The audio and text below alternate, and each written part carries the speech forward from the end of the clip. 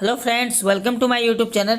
चलिए आज हम लोग क्लास 9 के गणित सब्जेक्ट के मॉडल टेस्ट पेपर सेट 2 को सॉल्व करेंगे, जो आपका प्रथम सावधि परीक्षा 2021-22 में जेक बोर्ड की तरफ से जारी किया गया है। ठीक है, तो इससे पहले सेट 1 को हम लोगों ने सॉल्व कर चुका था। आज हम लोग सेट 2 को सॉल्व करेंगे।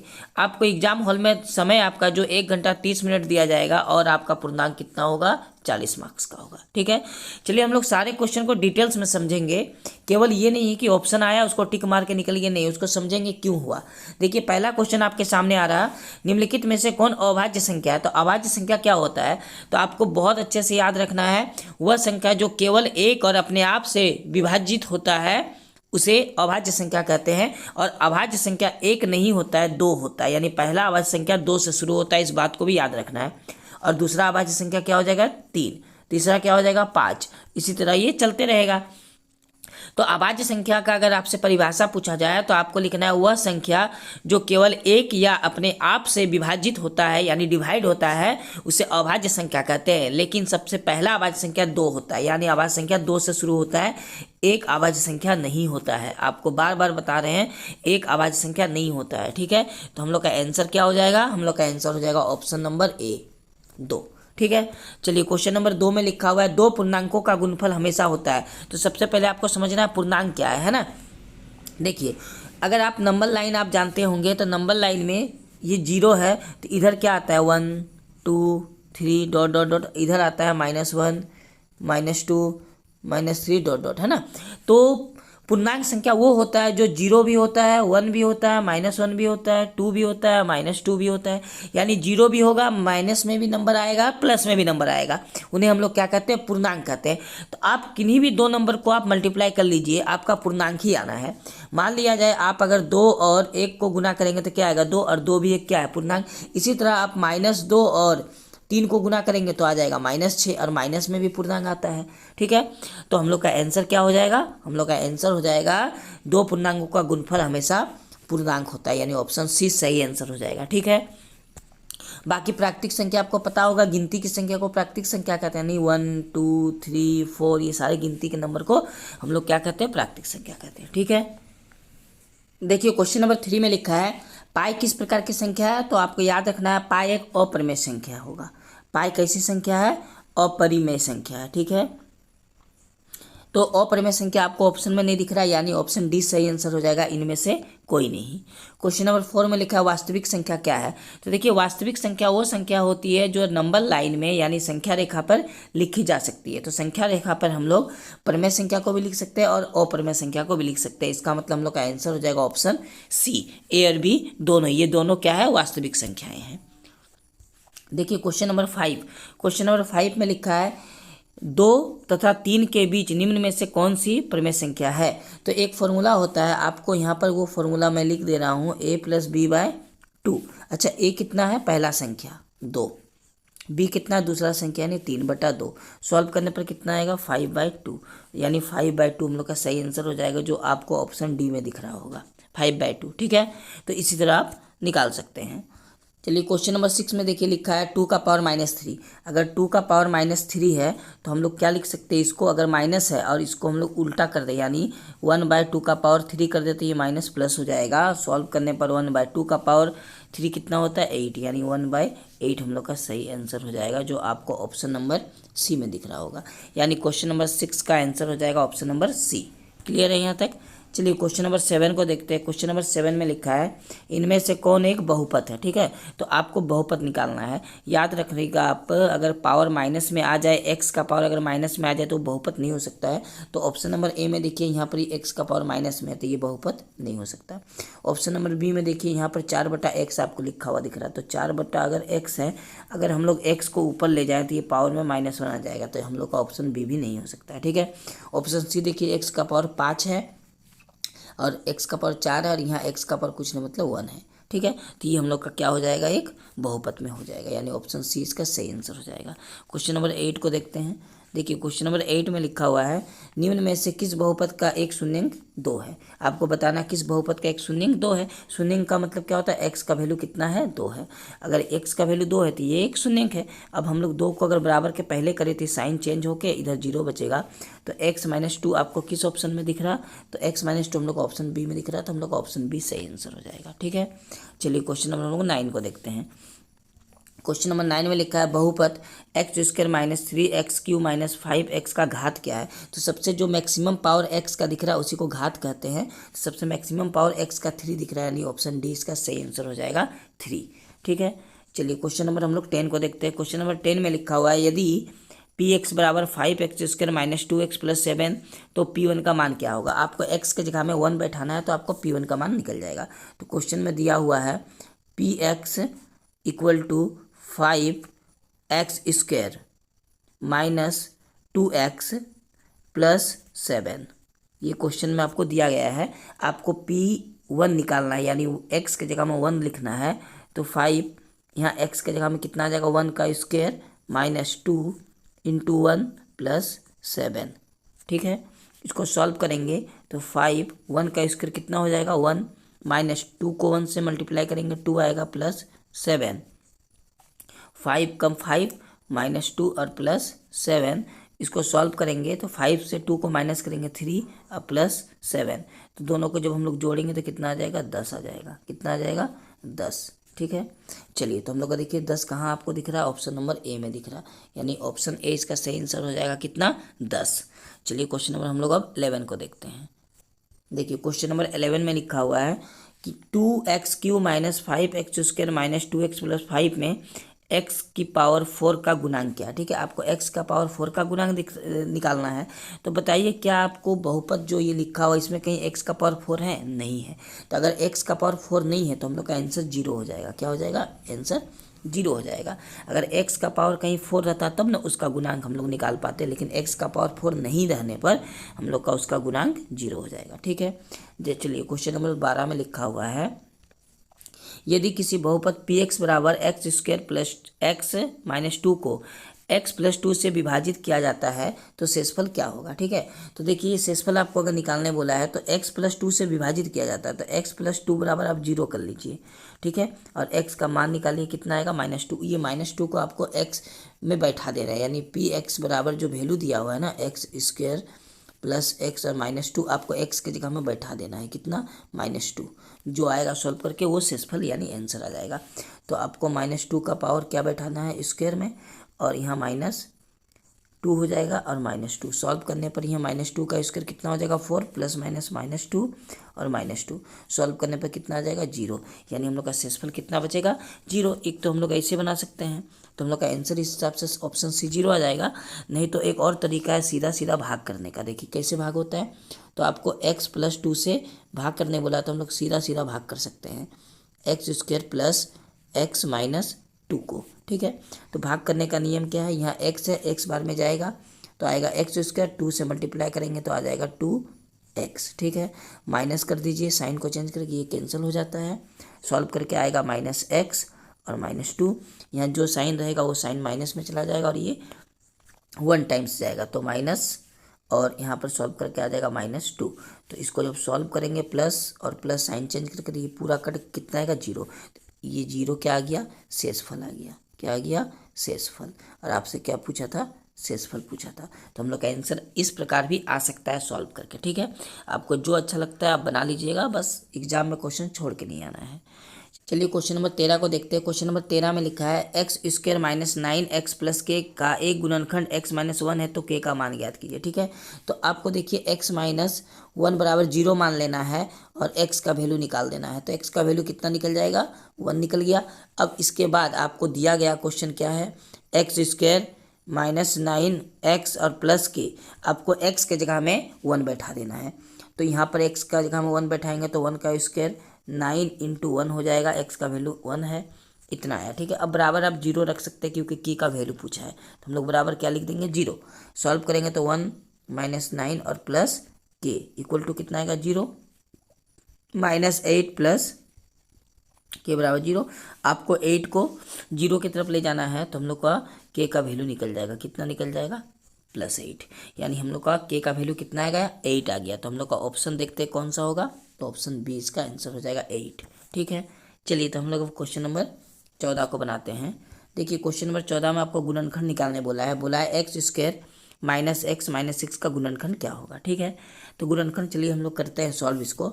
जैसा कि क्वेश्चन में लिखा है x² -x और -6। ठीक है, तो यहाँ पर क्या है ना, ये x के पहले एक है, कुछ नहीं मतलब क्या रहता है एक। अब ये बीच में जो एक दिख रहा है ना, आपको इसको ऐसे 2 नंबर में ब्रेक करना है जिसको कि हम लोग गुना करके ये 6 लाना है, लेकिन माइनस करके 1x लाना है। ठीक है, तो हम लोग इसको क्या लिख सकते हैं, माइनस करके कितना लाना है 1x, तो हम लोग इसको लिख सकते हैं 3x और -2x, क्योंकि 3x से 2x को माइनस करेंगे तो 1x आएगा और 3 को 2 से मल्टीप्लाई करके 6 आएगा। ठीक है, तो ये हम लोग लिख सकते हैं इस तरह। अब इसको ब्रैकेट को ओपन जब करेंगे, ब्रैकेट को ओपन करेंगे तो -3x और माइनस माइनस प्लस 2x -6 आया। इसमें से हम लोग x कॉमन रखेंगे तो x -3 बचेगा, और यहाँ पर प्लस है 2 कॉमन रखेंगे तो x -3 बचेगा। इसको सॉल्व करने पर x -3 कॉमन ले लेने पर क्या बचेगा, x + 2 बचेगा। ठीक है, ये हम लोग का आंसर हो जाएगा। तो आप देखिए ऐसा ऑप्शन किस में आपको दिख रहा है, तो ऑप्शन नंबर डी में दिख रहा है, ये x -3 x + 2 का होल। ठीक है, ये पूरा आंसर हो जाएगा 14 का ऑप्शन डी। क्वेश्चन नंबर हम लोग 15 को करेंगे। देखिए क्वेश्चन नंबर 15 में आपको एक चित्र दिया हुआ है, एक फिगर है जिसमें कुछ पॉइंट दिया हुआ है। ठीक है, तो जैसा कि पॉइंट ये M हो गया, ये B हो गया, ये S हो गया, ये L हो गया। ठीक है, तो 4 पॉइंट से रिलेटेड कुछ क्वेश्चन है, हम लोग देखते हैं उस क्वेश्चन को। देखिए क्वेश्चन नंबर 15 में लिखा हुआ है कि बिंदु L का निर्देशांक क्या है। ठीक है, तो देखिए बिंदु L यहाँ दिख रहा है, ये बिंदु L x अक्ष पे कितना से आया है, -5 से, तो x अक्ष पे आया है -5 के साथ, यानी x बराबर -5 यहाँ हो रहा। और ये y अक्ष पे कितना आया, -4 के साथ, तो y बराबर कितना हो गया, -4। तो हम लोग का निर्देशांक क्या लिखाता है, x, y के फॉर्म में लिखाता है। तो x का मान हम लोग कितना बैठा देंगे, -5, और y का मान -4, यानी हम लोग का आंसर हो जाएगा -5, -4। और ऐसा ऑप्शन आपको ऑप्शन सी में दिख रहा होगा। ठीक है, -5, -4, तो ये L का निर्देशांक हो गया। किसका निर्देशांक हो गया, L का। ठीक है, चलिए तो हम लोग का सही आंसर क्या हो जाएगा, ऑप्शन सी हो जाएगा। कितना नंबर, ये L वाला का। ठीक है, अब आगे देखते हैं क्वेश्चन नंबर 16 को। देखिए क्वेश्चन नंबर 16 में लिखा है बिंदु S की कोटि क्या है। ठीक है, तो देखिए जो निर्देशांक होता है x, y, तो x, y में पहला वाला को हम लोग बोलते हैं भुज। क्या बोलते हैं, x को बोलते हैं भुज, और y को क्या बोलते हैं, y को बोलते हैं कोटि। आपको ये अच्छा से याद रखना है। ठीक है, तो आपसे पूछा क्या है, आपसे पूछा है s की कोटि यानी y वाला वैल्यू। तो हम लोग पॉइंट s का निर्देशांक पहले निकाल लेते हैं। तो देखिए पॉइंट s कहाँ है, पॉइंट s यहाँ। पॉइंट x का निर्देशांक निकालेंगे तो x का वैल्यू 3 है और y का वैल्यू -4 है ना। x का वैल्यू क्या है 3 और y का वैल्यू क्या है -4। तो x वालों को क्या बोलते हैं हम लोग, भुज बोलते हैं, और y वालों को क्या बोलते हैं, कोटि बोलते हैं। तो कोटि तो -4 होगा। हमसे पूछा क्या है, हमसे s का कोटि पूछा है, तो -4 इसका सही आंसर हो जाएगा, ऑप्शन बी। ठीक है, क्वेश्चन नंबर 17 में लिखा है बिंदु B का भुज क्या है। ठीक है, तो चलिए बिंदु पॉइंट B को हम लोग देखते हैं, और आपसे भुज पूछा है तो पॉइंट यहाँ है B। ठीक है, तो यहाँ x जो है, x का वैल्यू वो भुज है 4, और y का वैल्यू यहाँ कितना है 3 है। ठीक है, तो हम लोग का 4 आंसर हो जाएगा, यानी क्वेश्चन नंबर 17 में बिंदु बी का भुज क्या हो जाएगा, 4 हो जाएगा, ऑप्शन नंबर डी ये। ठीक है, चलिए क्वेश्चन नंबर देखिए 18 में लिखा है निर्देशांक 3, -4 द्वारा पहचाना गया पॉइंट क्या है। ठीक है, चलिए 3 - 4, तो 3 - 4 है ना, तो 3 आपका ये दिख रहा और -4 y के अक्ष में ये दिख रहा है, तो पॉइंट कौन सा है, S है, तो हम लोग का S बिंदु हो जाएगा, यानी इसका सही आंसर हो जाएगा ऑप्शन नंबर बी, S। ठीक है, चलिए क्वेश्चन नंबर हम लोग अब 19 को देखते हैं। तो क्वेश्चन नंबर 19 में लिखा है कार्तीय तल में क्षैतिज रेखा को क्या कहते हैं। तो देखिए आपका जो ये x अक्ष कहलाता है, इसको हम लोग क्षैतिज रेखा कहते हैं, और इसको हम लोग ऊर्ध्वाधर रेखा कहते हैं, y को, यानी x अक्ष को हम लोग क्या बोलते हैं, क्षैतिज रेखा। तो हम लोग का सही आंसर क्या हो जाएगा, ऑप्शन नंबर ए। ठीक है, तो कार्तीय तल में क्षैतिज रेखा को हम लोग x अक्ष कहते हैं, और ऊर्ध्वाधर रेखा को y अक्ष कहा जाता है। ठीक है, चलिए क्वेश्चन नंबर 20 को देखते हैं। क्वेश्चन नंबर 20 में लिखा है मूल बिंदु के निर्देशांक क्या होते हैं। तो आपको याद रखना है मूल बिंदु के निर्देशांक हमेशा 0 0 होते हैं। किस तरह होता है, ये y अक्ष है, ये x अक्ष है। ठीक है, तो इन दोनों को जिस पॉइंट पे काटा जाता है, इस पॉइंट को ही कहा जाता है मूल बिंदु। इसी पॉइंट को क्या कहा जाता है, मूल बिंदु, यानी 0 0 होता है। ठीक है, तो हम लोग का सही आंसर क्या हो जाएगा, ऑप्शन नंबर डी। चलिए अगला क्वेश्चन देखते हैं 21 नंबर को। क्वेश्चन नंबर 21 में लिखा है यदि 2,5 रैखिक समीकरण 2x प्लस वाई बराबर के का एक हल है तो के का मान ज्ञात कीजिए।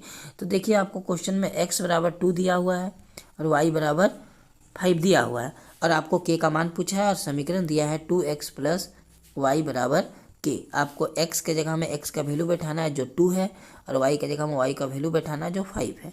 सॉल्व करेंगे 2 दूनी कितना आ जाएगा 4 और जोड़ यहाँ 5 है तो के का मान कितना आ गया 4 और 5 9, यानी के बराबर 9 आ गया। तो हम लोग का कौन सा ऑप्शन हो जाएगा, ऑप्शन सी सही आंसर हो जाएगा 9। ठीक है, देखिए क्वेश्चन नंबर 22। क्वेश्चन नंबर 22 में लिखा है दो चर वाले रैखिक समीकरण का मानक रूप क्या होगा। तो आपको याद रखना है दो चर वाले रैखिक समीकरण का मानक रूप होता है ax plus b y plus c बराबर 0, यानी ऑप्शन नंबर बी इसका सही आंसर हो जाएगा। ठीक है, चलिए क्वेश्चन नंबर हम लोग देखते हैं अब कितना को 23 को। देखिए क्वेश्चन नंबर 23 में लिखा हुआ है समीकरण 2x प्लस 3y प्लस 7 बराबर 0 को मानक रूप ax plus b y plus c बराबर 0 से तुलना करने पर ए बी सी का मान क्या होगा। ठीक है, आपको तुलना करके ए बी सी का मान बैठाना है ना, निकालना है। तो देखिए बहुत ही आसान है। आप अगर x के पहले देखें तो 2 है जो कि यहाँ पर ही a है ना, कितना है a है। इसी तरह अगर आप y के पहले 3 देखें तो यहाँ पर y के पहले b है, कंपेयर करेंगे। और आखिरी में जो 7 है वो कहाँ हो जाएगा, c के पास। ठीक है, किसके पास, c के पास। इसका मतलब हम लोग बोल सकते हैं कि a बराबर कितना आ जाएगा, ये 2 यानी 2। इसी प्रकार b बराबर, तो b के सीधा में यहाँ पर y है, b के साथ यहाँ y है 3, यानी 3 आ जाएगा। c यानी आखिरी वाला c के साथ यहाँ c है तो यहाँ कितना 7 है, यानी 7 2 3 7। तो 2 3 7 आपको किस ऑप्शन में दिख रहा है, ऑप्शन नंबर सी में दिख रहा होगा 2 3 7। ठीक है, चलिए क्वेश्चन नंबर 24 को देखते हैं। क्वेश्चन नंबर 24 में लिखा है x बराबर 2 y बराबर 4 निम्नलिखित में से किस रैखिक समीकरण का हल है। ठीक है, x बराबर 2 दिया है और y बराबर 4 दिया है, आपको बताना है किस रैखिक समीकरण का हल है। देखिए यहाँ पर ध्यान से, पहला वाला में x प्लस वाई 7 है, अगर x प्लस वाई यानी 2 और 4 को जोड़ के 7 नहीं आएगा तो हम लोग का ये नहीं हो सकता। b में देखिए 3x प्लस वाई है तो 3 इंटू एक्स के जगह में 2 बैठाएंगे प्लस वाई के जगह में 4, तो 3 दूनी 6 और जोड़ 4 कितना आ गया 10। तो ये हम लोग का नहीं हो सकता है, ऑप्शन बी भी खत्म। ऑप्शन सी को देखते हैं, x प्लस 3y है, एक्स के जगह में 2, 3 और y के जगह में कितना बैठाएंगे 4, तो सॉल्व करके कितना आ जाएगा 14, जो ऑप्शन हम लोग का सी भी नहीं हो सकता। तो आखिरी ऑप्शन क्या बचा, डी। तो आप डी में चुपचाप टिक लगा दीजिएगा, यही आंसर हो जाएगा इसका। ठीक है, आप मान बैठा के भी देख लीजिए, आ जाएगा। चलिए क्वेश्चन नंबर हम लोग 25 को देखते हैं।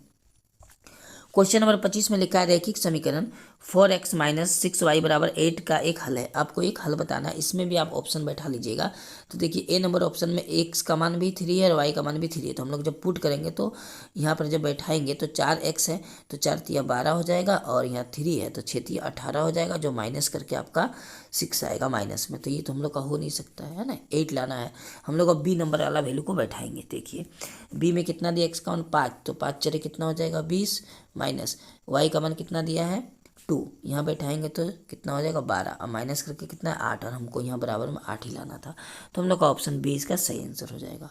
ठीक है, क्वेश्चन नंबर हम लोग देखिए 26 को देखते हैं, जिसमें लिखा है यदि बिंदु 4 7 2x माइनस वाई बराबर के है द्वारा निरूपित रेखा पर स्थित है तो के का मान ज्ञात करना। आपको यहाँ x का मान 4 और y का मान 7 बैठा के सॉल्व कर लेना है। ठीक है, तो चलिए हम लोग सॉल्व करते हैं। तो क्वेश्चन में क्या लिखा हुआ है 2x माइनस वाई बराबर के, और देखिए यहाँ पर 2 हुआ, x का वैल्यू हम लोग 4 बैठाएंगे और y का वैल्यू 7।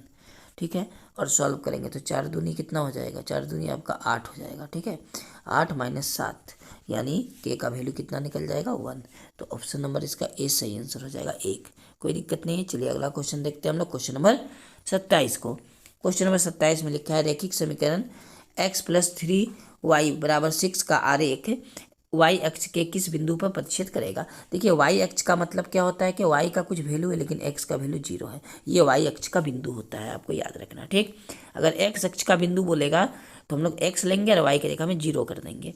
तो अब हमको वैल्यू पुट करके बनाएंगे, x का वैल्यू 0 है तो आपको दिया गया है x प्लस 3y बराबर 6, तो x का मान 0 बैठाएंगे तो 3y बराबर कितना आएगा 6, तो 3y बराबर कितना आ गया 6। हम लोग 3 से इसको काटेंगे 2 बार में तो बोल सकते हैं कि y बराबर कितना आ जाएगा 2, यानी x के जगह में हम लोग बैठाएंगे 2, तो 0,2 ये हम लोग का आंसर आएगा। तो 0,2 आपको ऑप्शन नंबर किस में दिख रहा है, डी में। तो हम लोग का डी नंबर इसका सही आंसर हो जाएगा। ठीक है, चलिए अगला क्वेश्चन देखते हैं हम लोग, क्वेश्चन नंबर 28 को। क्वेश्चन नंबर 28 में बोला है 80 डिग्री का संपूरक कोण का मान क्या होगा। देखिए संपूरक कोण क्या होता है, दो कोणों का योग। मान लिया जाए एक कोण x है, दूसरा कोण y, तो दो कोणों का योग जब 180 डिग्री हो जाएगा तो इसे हम लोग संपूरक कोण कहते हैं। इसमें से एक कोण का मान 80 डिग्री है, तो मान लिया जाए x का ही मान लेते ही 80 डिग्री दिया गया है। ठीक है, और जोड़ में कितना है y बराबर कितना हो गया 180 डिग्री। तो आपको 80 डिग्री से 180 को घटाएंगे तो कितना आ जाएगा 100 डिग्री। ठीक है, तो हम लोग का सही आंसर हो जाएगा ऑप्शन नंबर बी। ये ऐसे आप बना सकते हैं आसान से, है ना। या जब कभी भी आपको एक कोण दिया हुआ हो और संपूरक पूछे तो आपको 180 डिग्री से सीधा जो कोण दिया गया है यानी 80 डिग्री को माइनस कर देना है, तो आंसर आ जाएगा 100 डिग्री, ऑप्शन बी। क्लियर है यहाँ तक। चलिए क्वेश्चन नंबर हम लोग 29 को देखते हैं। क्वेश्चन नंबर 29 में लिखा है वह कोण जो 0 डिग्री से अधिक तथा 90 डिग्री से कम हो क्या कहलाता है। तो याद रखिएगा ऐसा कोण जो 0 डिग्री से अधिक हो और 90 डिग्री से कम हो उसे हम लोग न्यून कोण कहते हैं, यानी ऑप्शन ए सही आंसर हो जाएगा। ठीक है, क्या कहते हैं न्यून कोण। और जो 90 डिग्री होगा उसे हम लोग क्या कहेंगे समकोण। और जो 90 डिग्री से अधिक और 180 डिग्री से कम हो उसे बोलेंगे अधिक कोण। ठीक है, चलिए क्वेश्चन नंबर हम लोग 30 को देखते हैं। इसमें लिखा है उस कोण की माप क्या है जो संपूरक कोण का दुगुना है। ठीक है, आपको संपूरक कोण का क्या बोला है दुगुना। तो मान लेते हैं अगर पहला कोण संपूरक का पहला कोण x है तो दूसरा कोण क्या हो जाएगा 2x, क्योंकि दुगुना बोला है। और हम लोग अभी ऊपर देखे थे कि संपूरक कोणों का योग क्या होता है 180 डिग्री होता है। इसको सॉल्व करेंगे तो आएगा 3x बराबर 180 डिग्री। अब 3 से इसको हम लोग काटेंगे कितना बार में 60 बार में, यानी x बराबर कितना डिग्री आ गया 60 डिग्री, यानी ऑप्शन कौन सा हो गया ऑप्शन सी हो गया सही आंसर। ठीक है, चलिए क्वेश्चन नंबर हम लोग 31 को देखते हैं।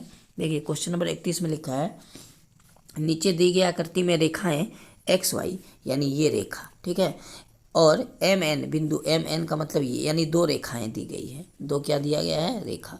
ठीक है, ओ पर एक दूसरे को प्रतिच्छेद करती है, ये पॉइंट ओ पर ये एक दूसरे को काटती है। और कोण पी ओ वाई 90 डिग्री है और ए अनुपात बी कितना दिया है 2:3 दिया है। तो सी का मान ज्ञात करना है। चलिए देखिए यहाँ पर आप समझते हैं थोड़ा चित्र से। आपको ये कोण 90 डिग्री का है, कितना डिग्री का है 90 डिग्री। ठीक है, और हम लोग को बहुत अच्छे से पता है कि एक्स और वाई क्या है एक रेखा है। और रेखा के आपको पता होगा रेखा के एक तरफ का पूरा ये कोण कितना डिग्री का होता है 180 डिग्री का होता है। ठीक है, 180 में अगर ये कोण 90 डिग्री दे रखा है तो बाकी इधर का कोण कितना बचेगा 90 डिग्री।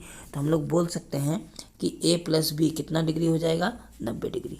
a प्लस बी कितना डिग्री हो जाएगा 90 डिग्री। अब क्या है ना a अनुपात b यहाँ कितना दिया है 2:3, तो हम लोग बोल सकते हैं x मान के कि a का मान आ जाएगा 2x और b का मान कितना आ जाएगा 3x। ठीक है, जब अनुपात में दिया हो तो उस पर x मान लेते हैं हम लोग। तो a के जगह में हम लोग रख सकते हैं 2x और b के जगह में 3x, और ये बराबर में 90 डिग्री। सॉल्व करेंगे तो आएगा 5x और बराबर में कितना आएगा 90 डिग्री। 5 से हम लोग इसको काटेंगे तो कितना आ जाएगा 18, कितना आ जाएगा 18। इसका मतलब अगर यहाँ से हम लोग सॉल्व करें 18 तो a का मान कितना आ गया 18 दूनी 36 डिग्री। ठीक है, और b का मान यहाँ से कितना आ जाएगा 18 या 54 डिग्री।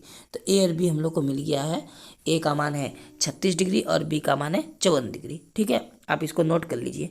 अब आगे देखिए a और b तो हम लोग को मिल गया है ना।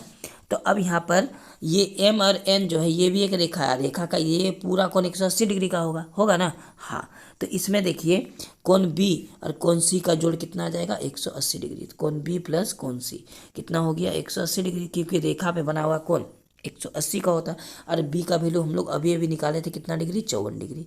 तो हम लोग 54 को 180 से माइनस कर देंगे। तो जब 54 को हम लोग 180 से माइनस करेंगे तो आएगा कितना 126 डिग्री। कितना डिग्री 126 डिग्री। तो हम लोग का सही आंसर हो जाएगा ये सी का मान आ गया 126 डिग्री। तो देखते हैं 126 किस ऑप्शन में, ऑप्शन नंबर डी में है 126 डिग्री।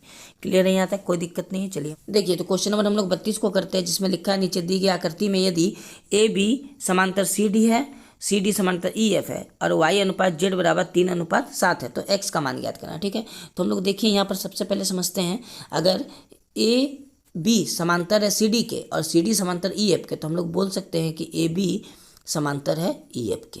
ठीक है, ये हो सकता है। इसका मतलब ए बी और ई एफ अगर समांतर है तो कोण एक्स और कोण जेड बराबर होगा एकांतर अंत कोण से। ये ठीक है, तो ये समांतर है तो हम लोग लिख सकते हैं इसीलिए एक्स बराबर हो जाएगा किसके जेड के। इस बात को आपको अच्छा से नोट करके रख लेना है।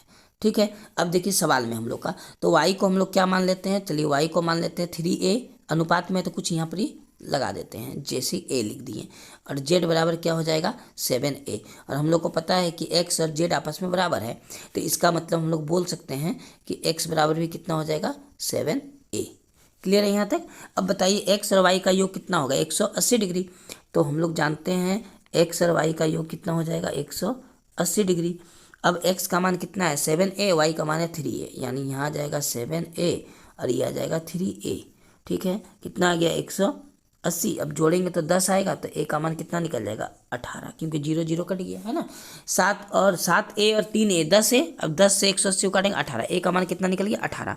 तो अगर a का मान 18 है, इसका मतलब y का मान कितना आ जाएगा, y का मान, तो y का मान नहीं पूछा है हमसे, क्या पूछा है x का मान। तो x का मान हम लोग निकाल सकते हैं 7 गुना 18 से। अब गुना करेंगे, 7 8 56 का 6 हाथ में रहा 5, 7 8 56 का 6 हाथ में कितना रहा 5, 7 5 12, यानी 126 डिग्री।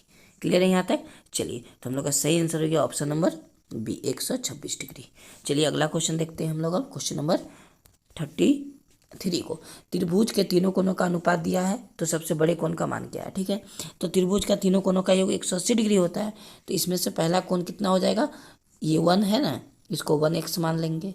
ठीक है, उसके बाद दूसरा बड़ा कोण हो जाएगा 3x, और तीसरा सबसे बड़ा कोण हो जाएगा 5x। तीनों का सम कितना हो जाएगा 180 डिग्री। 180 डिग्री सबको जोड़ेंगे तो कितना आ जाएगा 9x, बराबर कितना आ गया 180 डिग्री। हम लोग 9 से इसको काटेंगे, कितना बार में कटेगा 20 बार में, यानी x बराबर अगर 20 है तो सबसे बड़ा कोण कौन सा हो जाएगा 5x, बराबर कितना हो जाएगा 20 × 100, यानी 100 डिग्री सबसे बड़ा कोण हो जाएगा। तो हम लोग का ऑप्शन कौन सा सही हो गया, ऑप्शन नंबर ए सही हो गया 100 डिग्री। चलिए अगला क्वेश्चन देखते हैं हम लोग, क्वेश्चन नंबर 34 को। क्वेश्चन नंबर 34 में लिखा है किसी त्रिभुज में अधिक से अधिक कितने नयन कोण हो सकते हैं। तो आपको याद रखना है किसी त्रिभुज में अधिक से अधिक 2 नयन कोण हो सकता है। कितना नयन कोण हो सकता है 2। ठीक है, इसको आपको याद कर लेना है। चलिए क्वेश्चन नंबर देखिए 35 में, ये 35 का जो क्वेश्चन है ये मिस प्रिंट है, यहाँ कुछ नहीं आया है प्रिंट में, है ना। अगर ये मिस प्रिंट है तो हम लोग क्वेश्चन नहीं सॉल्व कर पाएंगे, कुछ यहाँ लिखा रहेगा तब ना सॉल्व कर पाएंगे। तो ये पूरा क्वेश्चन ही हम लोग का गलत है, मैंने प्रिंट नहीं है, इसलिए इसको सॉल्व नहीं करेंगे। उसी तरह क्वेश्चन नंबर देखिए 36 में भी यहाँ कुछ प्रिंट नहीं आया है ना, तो ये क्या हुआ, प्रिंट आउट करने में मिस्टेक किया गया है। तो हम लोग क्वेश्चन नंबर 36 को भी नहीं सॉल्व करेंगे, कर ही नहीं पाएंगे, क्योंकि क्वेश्चन है ही नहीं, मिस प्रिंट है। ठीक है, तो हम लोग का जो 2 क्वेश्चन है, क्वेश्चन नंबर 35 और 36, इसको हम लोग नहीं सॉल्व कर पाएंगे। ठीक है, अगला क्वेश्चन देखते हैं क्वेश्चन नंबर 37 को। देखिए क्वेश्चन नंबर 37 में लिखा हुआ है किसी त्रिभुज के बराबर कोनों की सम्मुख भुजा बराबर होती है। आपको याद रखना, किसी त्रिभुज की सम्मुख कोनों की बराबर भुजा होती है, सम्मुख कोनों की भुजा क्या होती है बराबर, यानी ऑप्शन नंबर हम लोग का क्या हो जाएगा ए, बराबर होती है। ठीक है, अब देखिए क्वेश्चन नंबर 38 में भी आपको ये मिस प्रिंट दिखेगा, है ना, यानी इसको भी हम लोग सॉल्व नहीं कर पाएंगे क्योंकि मिस प्रिंट है क्वेश्चन में। क्वेश्चन नंबर हम लोग 39 को देखते हैं, जिसमें लिखा हुआ है नीचे दी गई आकृति में AD भुजा BC का लंब समद्विभाजक है। ये जो AD आ रहा है ना, ये BC का लंब समद्विभाजक, मतलब इधर का कोण भी 90 डिग्री होगा, इधर का कोण भी 90 डिग्री होगा। आपसे पूछा त्रिभुज ABD, उसके बाद त्रिभुज ACD, ठीक है, सर्वक्षम के नियम से, किस सर्वक्षम के नियम से सर्वक्षम है। ठीक है, तो आप देखिए जो हम लोग का AD और B है, इस कोण में इधर एक 90 डिग्री है और ACD में भी इधर एक 90 डिग्री है। अगर आपको 90 डिग्री मिल जाए तो आपको RHS से ही हमेशा प्रूफ होता है। किससे प्रूफ होता है, हमेशा RHS से, यानी 90 डिग्री यानी समकोण आपको दिख जाए तो याद रखिएगा आप RH से ही प्रूफ करिएगा उसको। ठीक है, चलिए तो हम लोग का 39 का आंसर हो गया बी नंबर।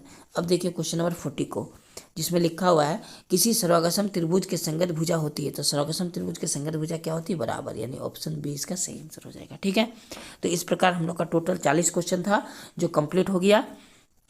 आप वीडियो को अच्छा से रोक के नोट कर लीजिएगा, जो भी सॉल्व किया जा रहा है उसको देख के। ठीक है, तो अगर आपने अभी तक मेरे चैनल को सब्सक्राइब नहीं किया तो आप मेरे चैनल को सब्सक्राइब करिए, लाइक करिए, शेयर करिए। मिलते हैं अगले वीडियो में, तब तक आपका बहुत बहुत धन्यवाद।